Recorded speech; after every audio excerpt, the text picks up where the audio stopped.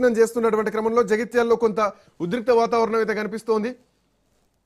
So overall గా రాష్ట్ర వ్యాప్తంగా కాంగ్రెస్ పార్టీ విజయకేతనం ఎగరవేసింది. ఆల్మోస్ట్ 90 స్థానాల్లో కాంగ్రెస్ పార్టీ 90 మున్సిపాలిటీల్లో పాగా వేసింది. క్యాంప్ రాజకీయాలు కూడా మొదలవుతున్నాయి. జమ్మికుంటలో కూడా క్యాంప్ రాజకీయాలు స్టార్ట్ అయ్యాయి. కాంగ్రెస్ బీఆర్ఎస్ పార్టీలకు స్పష్టమైనటువంటి మెజారిటీ రాకపోవడంతో రెండు పార్టీలకు సంబంధించినటువంటి నాయకులు ఇక క్యాంపుకు తరలించేటువంటి ఏర్పాట్లో ఉన్నారు. సో క్యాంపు రాజకీయాలకు తెరలేచింది తెలంగాణలో. మరోవైపు కొత్తగూడెం కార్పొరేషన్లో సిపిఐ ముందంజలో కనిపిస్తోంది. కొత్తగూడెం కార్పొరేషన్లో మొత్తం 60 డివిజన్లు ఉన్నాయి. దీంట్లో 25 డివిజన్లలో సిపిఐ గెలిచింది.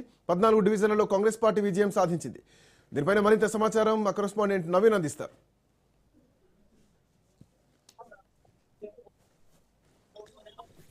సంబంధించి ఎన్నికలు అంటే కౌంటింగ్ అయితే సజావుగా సాగుతున్న పరిస్థితి కూడా ఉంది.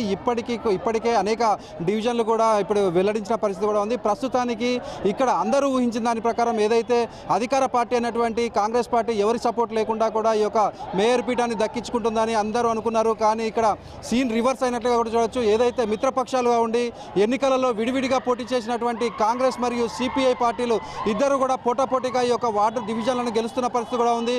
అయితే సిపిఐ పార్టీ ఇప్పటికే 25 పైగా డివిజన్లుగా గెలిచింది. 25 పైగా గెలిచి మరికొన్ని డివిజన్లలో ఏదైతే అంటే ఈ ఓట్ల పరంగా ఆధిక్యంలో ఉన్నట్లుగా కూడా చూడవచ్చు. ఈ నేపథ్యంలో సిపిఐ పార్టీ ఖచ్చితంగా అంటే సిపిఐ పార్టీ బీఆర్ఎస్ పార్టీ రెండు కలుపుకుంటాయా లేదా సిపిఐ పార్టీ ఇండివిజువల్గా మేయర్ పీఠాన్ని దక్కించుకునే అవకాశం ఉన్నట్లుగా స్పష్టంగా తెలుస్తుంది. ఇక కాంగ్రెస్ పార్టీకి వచ్చేస్తే మాత్రం కాంగ్రెస్ పార్టీ 32 నుంచి 36 సీట్లు గెలుస్తుందని అందరూ భావించారు. అదేవిధంగా మొదట్లో ట్రెండ్స్ చూసినట్టు మాత్రం అంటే ఇప్పుడు మనం భద్రాద్రి జిల్లాలో జరిగినటువంటి ఇల్లందు కావచ్చు, అశ్వారావుపేట మున్సిపాలిటీలలో అంటే కాంగ్రెస్ పార్టీ స్పష్టమైన ఆధిక్యాన్ని చూపెడుతూ అక్కడ మున్సిపల్ చైర్పర్సన్ పీఠాన్ని అయితే దక్కించుకున్నట్లుగా కూడా చూడవచ్చు. ఇప్పుడు ఇల్లందులో కూడా క్లీన్ స్వీప్ చేసింది కాంగ్రెస్. 19 వార్డులకు పైగా కూడా అక్కడ కాంగ్రెస్ గెలుపొంది అక్కడ ఏదైతే ఇల్లందు మున్సిపాలిటీని కూడా కైవసం చేసుకుంది. అదేవిధంగా మనం చూసుకుంటే అశ్వారావుపేట మున్సిపాలిటీని కూడా అధికార పార్టీ కాంగ్రెస్ పార్టీ అక్కడ కైవసం చేసుకున్న పరిస్థితి కూడా ఉంది. కానీ కొత్తగూడెంలో మాత్రం కాంగ్రెస్ పార్టీకి ప్రస్తుతానికి 18కి పైగా ఈ యొక్క డివిజన్లలో గెలుపొందింది. ఇప్పుడు సిపిఐ 25కు పైగా డివిజన్లలో గెలుపొందింది. మరికొన్ని ఆధిక్యంలో ఉంది. అంటే ఇరువురు పోటాపోటీగా ఉన్నా కూడా ఖచ్చితంగా సిపిఐ పార్టీ అదేవిధంగా కొన్ని ఏదైతే బీఆర్ఎస్ కావచ్చు లేదా స్వతంత్రులను కలుపుకొని ఈ యొక్క మేయర్ పీఠాన్ని దక్కించుకునే అవకాశం ఉన్నట్లుగా కూడా చూడవచ్చు. మనం ఇప్పుడు చూడొచ్చు ఏదైతే కొత్తగూడెం కార్పొరేషన్కు సంబంధించి ఈ యొక్క కౌంటింగ్ కేంద్రం వద్ద ఉన్నాము. ఎవరైతే గెలుపొందినటువంటి అభ్యర్థులు ఒక్కొక్కరిగా బయటికి వస్తున్నారు వారందరికీ వారు ఉన్నటువంటి సపోర్టర్స్ అందరూ కూడా వారిని అభినందిస్తున్నారు. దానిని పోలీసులందరూ కూడా అంటే పోలీసులు వారిని కంట్రోల్ చేసే పనిలో ఉన్నట్లుగా కూడా చూడవచ్చు. అయితే ఇప్పటికే 60 డివిజన్లలో 45 డివిజన్లకు పైగా ఈ యొక్క రిజల్ట్స్ అయితే వెలువడాయి.